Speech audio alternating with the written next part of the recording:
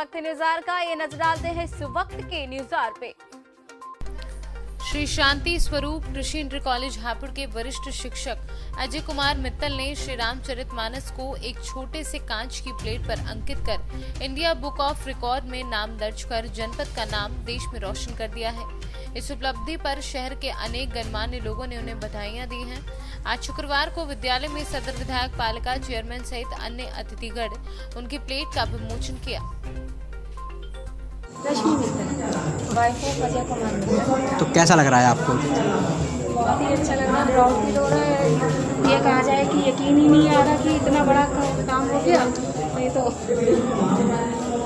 बहुत अपने आप को सौभाग्यशाली महसूस कर रही हूँ कि इनके धर्मपत्नी के रूप में ईश्वर ने मेरा चयन करा था और हमने मिलकर इस काम को इतनी उससे करा।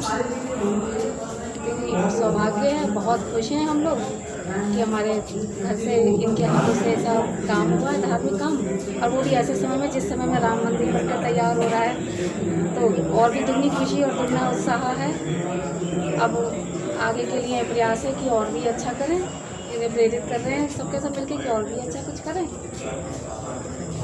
हापुड़ चेयरमैन प्रफुल्ल सारस्वत जी भी आए और हमारे विधायक जी श्रीमान विजयपाल आरती जी आदि गणमान्य लोग यहाँ पर उपस्थित हैं और इस अवसर पर मुझे भी आने का अवसर प्राप्त हुआ। तो मैं हृदय से अजय मित्तल जी का और कार्यक्रम आयोजकों का धन्यवाद समर्पित करता हूँ। मेरा नाम अजय कुमार मित्तल, मैं शांति स्वरूप कृषि इंटर कॉलेज में फिजिक्स लेक्चरर हूँ और फिजिक्स लेक्चरर के साथ साथ मैं पर्यावरण पर भी काम करता हूँ बच्चों को साइंस कम्युनिकेटर के रूप में। और मैं कहता हूँ कि जो पेड़ लगाने की बात आती है तो मेरा जो टारगेट रहता है बच्चों के बीच में वो होता है पेड़ लगाने से ज़्यादा पेड़ बचाओ। और मेरा शुरू से ही शौक़ रहा है कि मैं कॉपी पे कम से कम लिखता हूँ और बच्चों को कम से कम कागज़ खर्च करने की प्रेरणा देता हूँ। उसी में ही मैं बारीक लिखने का मेरा शौक़ रहा, शुरू से ही सीधा लिखने का शौक़ रहा। आज भी जब मैं लिखता हूँ तो लाइनदार की बजाय मैं प्लेन पेपर पे और कम से कम जगह में ही बहुत सारा मैटर लिख लेता हूँ। इसी से मुझे प्रेरणा मिली कि जो हमारे धार्मिक ग्रंथ हैं, भगवद गीता, हमारी रामचरितमानस, तो वो बहुत मोटे मोटे ग्रंथ हैं। तो एक शौक़ के तौर पर मैंने ये सोचा कि भाई जो हमारी ग्रंथ की रचनाएं हैं उनको एक ही जगह पे अंकित किया जाए। बेशक वो पढ़ने में ना आए लेकिन सामने पटल पर अगर दिखाई दें। रामचरितमानस, गीता इतने बड़े मोटे ग्रंथ हैं, अलमारी में रखने पड़ते हैं, लेकिन अगर ये रचनाएं हमारे सामने दिखाई देंगी तो ये हमें और ज़्यादा प्रेरित करेंगी। तो इसी प्रेरणा से मैंने पहले 2015 में भगवद गीता की 700 श्लोकों की 1400 लाइनें लिखी थी, जो कि मात्र 6.4 सेंटीमीटर लंबी और 4.15 सेंटीमीटर चौड़ाई में, यानी कि लगभग 26.5 वर्ग सेंटीमीटर में लिख दी थी। और उसी से प्रेरित होकर के फिर मैंने तभी जो है 2015 में ही ये रामचरितमानस का लेखन कार्य शुरू किया था। लिखना चूँकि बहुत बारीक होता था इसलिए आंखों पे जोर पड़ता था, तो ये टुकड़ों टुकड़ों में ही होता था। लेकिन एक स्थिति ऐसी आई कि 2/3 भाग पूरा करने के बाद ये मेरा काम अधूरा रह गया। लेकिन कुदरत को, प्रकृति को सहयोग करना था। तो जब ये कोरोना वायरस के कारण हमारे प्रधानमंत्री महोदय श्री नरेंद्र मोदी जी ने जनता कर्फ्यू लगाया था, तो उसके 2-3 दिन बाद ही जब लॉकडाउन घोषित किया गया 25 मार्च को, तो मेरे मन में आया, चूँकि मैं अध्यापक हूँ और हमको सबको घर में रहने के लिए ही रहना था, घर में रह करके लॉकडाउन का पालन करना था, तो उस समय का मैंने सदुपयोग किया।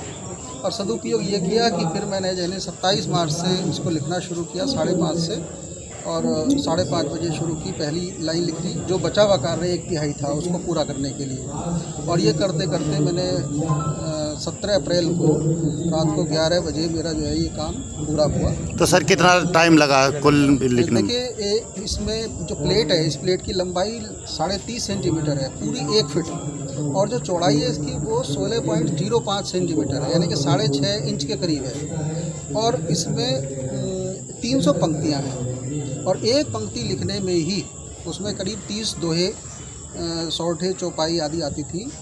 उसमें 1.5 से लेकर 2 घंटे तक का मुझे समय लगता था। उस हिसाब से मुझे 500 से ज़्यादा घंटे लगे। लेकिन ये 500 घंटे लगातार नहीं लिखे, इसको मैंने 5 सालों में लिखा है, टुकड़ों टुकड़ों में तोड़ते हुए, समय का प्रबंधन करते हुए, तब जा कर के ये रचना लिखी गई है। इसी के केंद्रीय भाग में आपको एक शीर्षक क्षेत्र भी मिलेगा जो 6.5 बाई 1 सेंटीमीटर का है।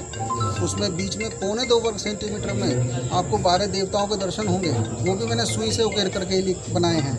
और जिन देवताओं के दर्शन होंगे उसमें हमारे दशरथ के चारों पुत्र राम, लक्ष्मण, भरत, शत्रुघ्न, माता जानकी, सीता जी, हनुमान जी, ब्रह्मा, विष्णु और शिव जी और गणेश जी और हमारे गरुड़ और नारद जी और रामायण के रचयिता वाल्मीकि जी, ये 12 लोग उसमें आपको दिखाई देंगे।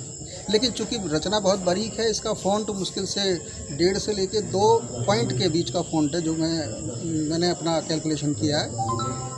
वो आपको लेंस से देखने पर ही पढ़ा जा सकता है। साधारण आँखों से आप उसमें लाइनें गिन सकते हैं, देख सकते हैं कि कुछ लिखा हुआ है, और अक्षर भी अगर ध्यान से देखेंगे छोटे मोटे लेंस से तो वो भी आपको दिखाई जाएंगे। जो आप भी लिखते थे तो परिवार वाले आपको क्या कहते थे? परिवार वाले मेरा सहयोग करते थे, क्योंकि मेरे को एक आंख प्लेट पे लगानी पड़ती थी, एक आंख पुस्तक पे लगानी पड़ती थी, तो उसमें अक्षर मोटे थे, प्लेट पर बारीक थे, तो आँख को एडजस्ट करने में उसकी जो समंजन पावर होती है वो उसकी भी एक लिमिट होती है, तो थकान होती थी। तो इसमें मेरे परिवार का ये सहयोग रहा कि मेरी पत्नी ने उन पंक्तियों को बोला और उनको सुन करके मैं लिखता था, तो मेरी निगाह एक ही जगह रहती थी।